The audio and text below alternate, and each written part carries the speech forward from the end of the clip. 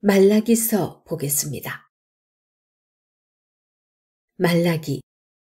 말라기라는 말은 히브리어 말로 나의 사자라는 뜻입니다. 그래서 이 말라기가 선지자의 이름이 말라기라서 그 선지자의 이름을 따서 말라기라고 했다고 보는 분도 있고요. 말라기 3장 1절에 보면 만군의 여호와가 이르노라 보라 내가 내 사자를 보내리니 이때 내 사자 그것이 말라기입니다. 그래서 말라기서가 선지서의 마지막이고 구약의 마지막 책이잖아요. 하나님께서 익명의 선지자를 하나님의 사자를 보내서 이 메시지를 전했다라고 보는 분도 있고요. 정말 말라기라는 이름을 가진 선지자가 이 메시지를 전했다고 보기도 합니다. 그런 추측을 하게 된 배경에는 일반적으로 선지서는 선지자의 이름 앞에 조상들의 이름이나 누구의 아들, 누구의 증손자 이런 식으로 하거나 아니면은 어디 사람 이런 식으로 정보를 주고 있는데 이 말라기는 전혀 그런 정보가 없습니다. 성경에서 굳이 이름을 밝히지 않는 데는 그리 중요하지 않기 때문입니다. 그래서 저자에 대해서는 그런 열린 생각으로 말라기를 보면 좋을 것 같습니다. 말라기는 구약의 마지막 책입니다. 구약 성경을 마무리하면서 백성들의 왕이 누구인지를 생각하게 하는 책이기도 합니다. 포로기 이후에 활동한 이 학개와 스가랴, 에스라, 느헤미야 이런 선지자들이 백성들의 마음을 바꾸기 위해서 종교개혁을 주도했습니다. 하지만 이들이 다 죽은 후에 이스라엘은 다시 부패하게 됩니다. 더 이상 아무 말도 하고 싶지 않을 정도로 하나님께서는 마음이 많이 상하셨어요. 그래서 당신의 선지자를 보내어 하신 말씀이 말라기입니다. 말라기서에서는 세례 요한이 나타나서 회개의 사역을 하게 될 것을 예언하게 되면서 메시아의 도래를 예고하고 있습니다. 그러면서 구약 시대를 마감하고 신약 시대를 바라보게 하는 그런 메시지를 선포합니다. 말라기서의 배경을 보겠습니다. 당시는 페르시아 시대였습니다. 바벨론의 포로로 있던 백성들이 약 5만 명가량은 예루살렘으로 돌아가고 일부는 남아서 페르시아에 그대로 남아있는 그런 상태입니다. 에스더스를 보면 페르시아 바사 제국에 그대로 남아있는 사람들 중에 모르드게, 에스더 이런 사람들이 있었거든요. 그렇게 곳곳에 흩어져서 정말 하나님께서 과연 우리를 기억하고 있을까?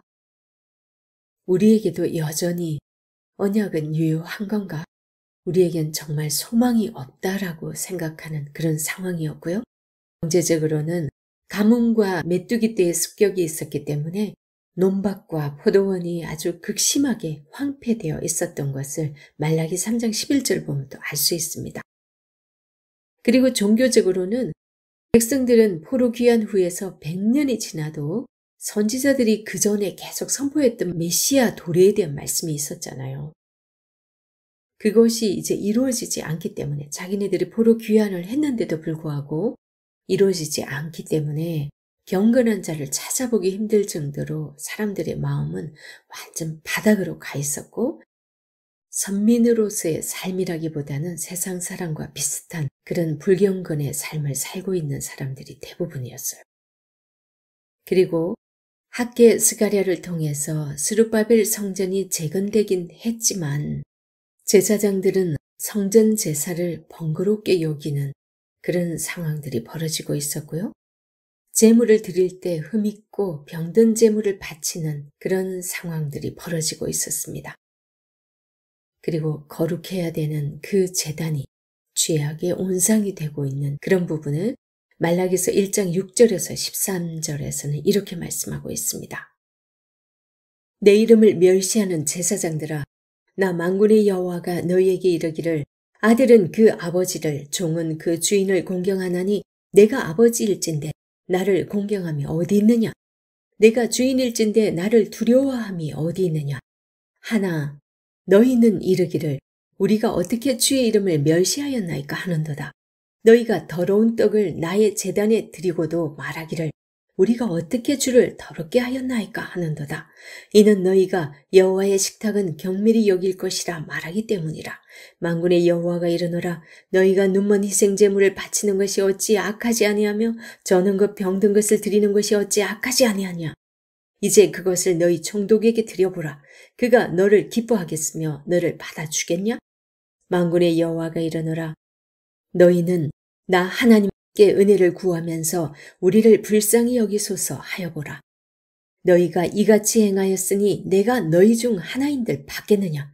만군의 여호와가 이르노라. 너희가 내 제단 위에 헛되이 불사르지 못하게 하기 위하여 너희 중에 성전문을 닫을 자가 있었으면 좋겠도다. 내가 너희를 기뻐하지 아니하며 너희가 손으로 드리는 것을 받지도 아니하리라. 만군의 여호와가 이르노라. 해 뜨는 곳에서부터 해 지는 곳까지의 이방 민족 중에서 내 이름이 크게 될 것이라. 각처에서 내 이름을 위하여 분향하며 깨끗한 제물을 드리리니 이는 내 이름이 이방 민족 중에서 크게 될 것임이니라. 그러나 너희는 말하기를 여호와의 식탁은 더러워졌고 그 위에 있는 과일 곧 먹을 것은 경밀히 여길 것이라 하여 내 이름을 더럽히는도다. 만군의 여호와가 이르노라. 너희가 또 말하기를 이 일이 얼마나 번거로운고 하며 코웃음 치고 훔친 물건과 저는 것 병든 것을 가져왔느니라. 너희가 이같이 봉헌물을 가져오니 내가 그것을 너희 손에서 받겠느냐? 이는 여호와의 말이니라. 1장 8절에서 총독이라는 직책이 나오죠. 이 총독은 페르시아 시대 때 불리던 직책이거든요. 그리고 제사 예물에 대한 얘기를 하고 있는 것으로 보아서 더욱더 성전 재건 이후의 배경을 두고 있다고 봅니다. 말라기의 내용 구성은 6개의 논쟁 사이클이 전개되고 있습니다. 수사학적 질의응답식의 그 쟁론을 하는 식으로 하고 있는데요. 이런 방법이 주고자 하는 메시지를 전달하는데 아주 효과적인 좋은 방법이라고 합니다. 그래서 유대인들이 랍비 교육법으로도 많이 사용되는 방법이라고 합니다. 그 6개의 사이클을 보면 첫 번째가 내가 너희를 사랑하였노라. 그러면서 1장 1절에서 5절에 그 말씀을 합니다. 주제는 사랑이고 그러면 백성들이 주께서 어떻게 우리를 사랑하셨나이까? 이렇게 반문을 합니다. 그러면 또 하나님께서 내가 야곱을 사랑하였고 에서를 미워하였다. 이렇게 말씀하시면서 또 설명을 하시죠. 그리고 두 번째 사이클은 너희가 나를 공경하며 어디 있느냐? 그러면서 현재형 사용하고 있어요. 내가 너희를 사랑하였노라 할 때도 현재형이고 나를 공경함이 어디 있느냐? 이 표현에서도 현재형입니다. 옛날부터 지금까지 계속 나를 공경하는 모습이 없다라는 말씀이신 거죠. 여기에서는 주제가 멸시입니다. 하나님의 제사를 멸시한 것을 하나님을 멸시했다라고 표현을 합니다. 그랬을 때 또 이스라엘 백성들은 이렇게 반문을 하죠. 우리가 어떻게 주의 이름을 멸시하였나이까? 이렇게 묻습니다. 그랬을 때 하나님께서 너희가 더러운 떡을 나의 제단에 드렸다 라고 말씀을 하시죠. 이것이 1장 6절에서 2장 9절까지 사이클입니다.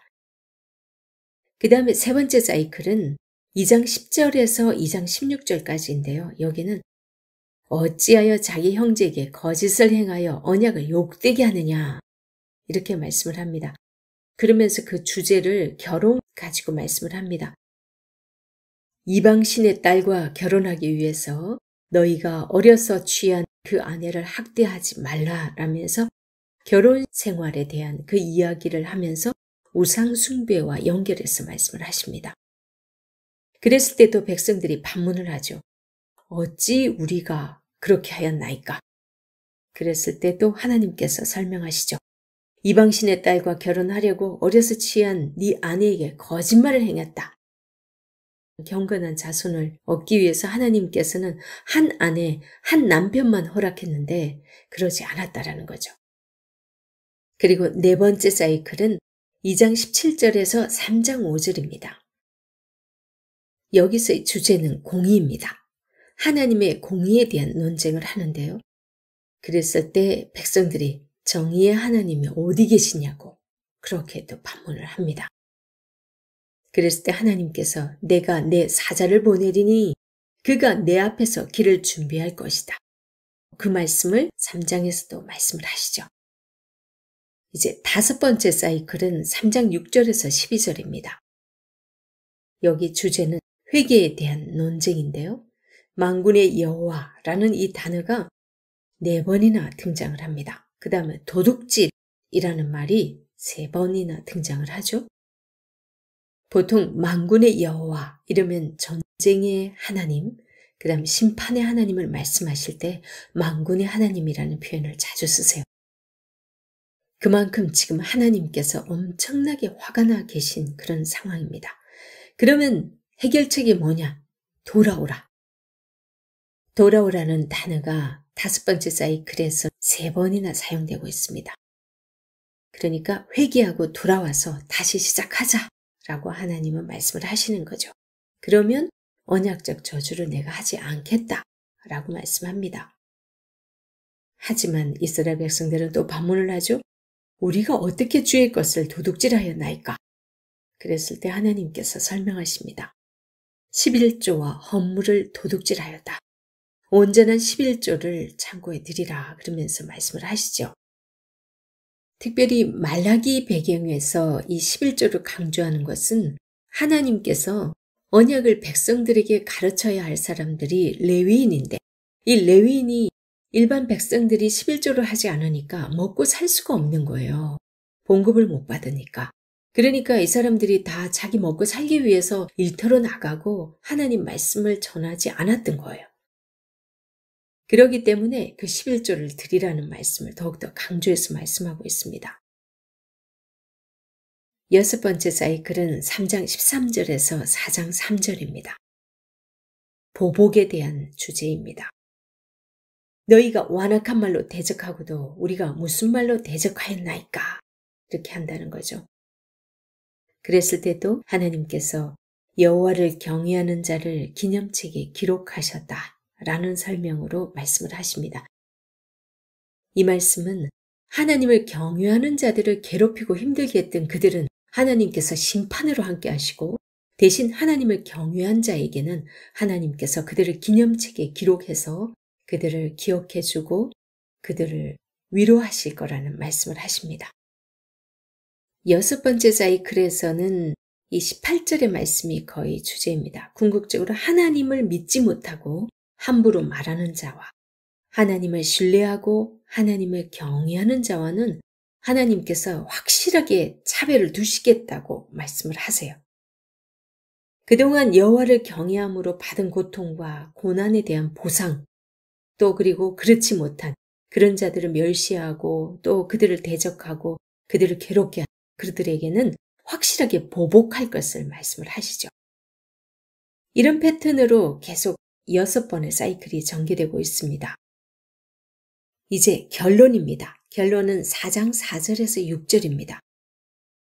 하나님께서는 언약을 실천하고 회개하라는 말씀을 하시면서 말라기서를 마무리하고 있습니다. 4장 4절 보면 율례와 법도를 기억하라고 말씀을 하십니다. 이 말씀은 말씀대로 살아라는 말씀이죠. 그 다음에 5절에서는 엘리야를 너희에게 보낸다라는 말씀을 하세요. 이거는 누가복음 1장 17절에 보면 그가 엘리야의 심령과 능력으로 누굴 얘기하냐면 세례 요한입니다. 그래서 세례 요한은 회개의 메시지를 선포하죠. 세례 요한이 누굽니까? 예수 그리스도가 오실 길을 예비한 자입니다. 그는 회개의 메시지를 선포하죠. 그래서 6절에서 세례 요한이 회개의 메시지를 선포할 때 하나님께서 내가 오리란 엘리야를 보내리니 그러면서 그 말씀은 세례 요한이 너희에게 회개의 메시지를 선포할 때라는 말씀이죠. 그때 너희들이 돌이키지 않으면 하나님이 저주로 이 땅을 칠 것이다 라고 말씀을 하시는 거죠. 세례 요한이 회개의 메시지를 선포를 하는 것은 우리가 회개를 해야만이 예수 그리스도가 오셨을 때 그분을 받아들일 수가 있는 거예요. 그래야만이 우리가 영원한 천국의 백성이 될 수가 있고 우리에게 구원이 임할 수 있기 때문에 그때 너희들이 정신을 차리고 회개하고 구원을 받으라는 거죠. 말라기의 핵심 메시지는 말라기서 4장 5절에서 6절에서 나타나고 있습니다. 보라, 여호와의 크고 두려운 날이 이르기 전에 내가 선지자 엘리야를 너희에게 보내리니 그가 아버지의 마음을 자녀에게로 돌이키게 하고 자녀들의 마음을 그들의 아버지에게로 돌이키게 하리라. 돌이키지 아니하면 두렵건대 내가 와서 저주로 그 땅을 칠까 하노라 하시니라. 구약의 마지막 하나님의 사자, 하나님의 선지자를 통해서 이 메시지를 주고 있습니다. 이 말씀은 앞으로 도래할 그 메시아와 그에 앞서서 메시아의 길을 평탄하게 할 그 엘리야, 세례 요한을 예언함으로써 오실 메시아를 맞이 아니하면 너희들 멸망하게 될 것이다 라는 그런 말씀이죠. 이렇게 말씀하시는 데는 이제 하나님께서 이 말라기를 끝으로 구약의 선지자를 전혀 보내지 않고 400년 동안 침묵을 하십니다. 이제 아무 말씀 안 하시다가 400년 후에 예수 그리스도를 보내실 것이기 때문에 그때 너희들이 세례 요한이 이제 예수 그리스도의 길을 예비하고 있을 때 회개하라고 할 때 그때 돌이켜서 너희들이 예수 그리스도를 영접해야 된다. 그런 메시지를 주고 계신 거죠. 하나님의 마음에서 읽지 않으면 이 말라기는 하나님께서 이렇게 심판만 외치고 끝나나 보다 이렇게 생각할 수 있지만 우리는 이 말라기서를 보면서 끝까지 당신의 백성들이 살 길을 말씀하시고 이렇게 침묵하시는 그 아버지의 마음, 부모의 그 애끓는 마음을 생각해야 됩니다. 저는 이 말라기서를 보면서 정말 속 썩이는 자식, 이러지도 못하고 저러지도 못하고 내보낼 수밖에 없는 자녀에게 마지막으로 이런 경고의 메시지를 주면서 보내는 그런 부모의 마음이 느껴졌습니다. 그토록 오랜 기간 하나님께서 얼마나 많은 선지자를 보내셨습니까? 그러면 안 된다. 이렇게 해야 된다. 때로는 달래보기도 하고 때로는 심판하시겠다고 경고의 메시지를 보내기도 하시고 하지만 끝내 말을 듣지 않는 그 자녀들에게 이제 하나님께서 침묵하시면서 더 이상 내가 너희들과 말하고 싶지 않구나. 그러면서도 끝까지 그 자녀를 사랑하는 마음을 놓을 수 없는 그래서 살 길을 말씀하시면서 끝내는 그 아버지의 사랑을 느끼면서 말라기서를 읽어야 됩니다. 그럴 때 말라기서에서 하나님께서 우리에게 어떤 메시지를 주고 계신지 더 잘 와닿을 것입니다. 구약의 마지막 책, 이 말라기서를 통해서 하나님의 그 깊은 사랑의 마음을 느낄 수 있기를 간절히 소망합니다.